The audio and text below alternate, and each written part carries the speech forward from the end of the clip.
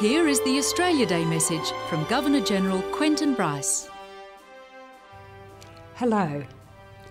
I hope you've spent today with family and friends on this first Australia Day of the new decade. It's a day to celebrate, but I know that for many of you, 2011 has already brought heartache and loss. Once again, summer in Australia has delivered a dreadful mixture of natural disaster and devastation, with floods in 5 states and bushfires in Western Australia. In the last few weeks, I've visited residents and rescue workers in some of the severely flood-affected regions, and I've found that people really have to talk. They need to talk, and that need will not disappear when the sofas, the beds and the families are back in their rightful place. I've been privileged to be included in their conversations during these traumatic times. Oh, hello, nice to meet you. Can I give you a hug? Sure. Yes, it's a little bit devastating.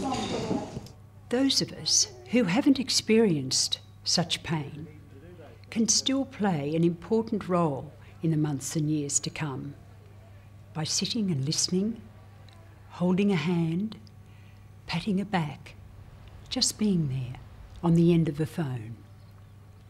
Healing happens, but not in a vacuum. Across our country today, our fellow Australians are engaged in the grim and dirty task of cleaning up their homes and businesses, or finding a place to live, rehabilitating stock and land, settling children into new routines, grieving. My dad's dead, my granddad, my grandma, my pop and nan, and all I've got of them is photos. And the spirit of Australia will be with them through the thousands of volunteers who are putting their own lives on hold to help. Many will be strangers to these wrecked homes and factories and high streets, but they come as friends. For them, Australia Day is probably just a note on the calendar.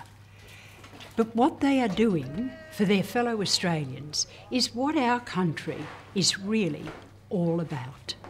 I've got lots of volunteers and everyone's helping me, and I just can't thank people enough. Australia is a broad, ancient land of complex and diverse natural environments. When the elements are thrown out of balance, we're vulnerable to the extremes of drought, fire, wind and flood. In many ways, that vulnerability makes us tough. And the past few weeks have shown that it makes us compassionate too. Australia has bred a certain stamp of people. We don't hesitate to rally in a crisis, to leap in and save a stranger, to work through days and nights of peril and exhaustion, to open our homes and wallets, to look out for others.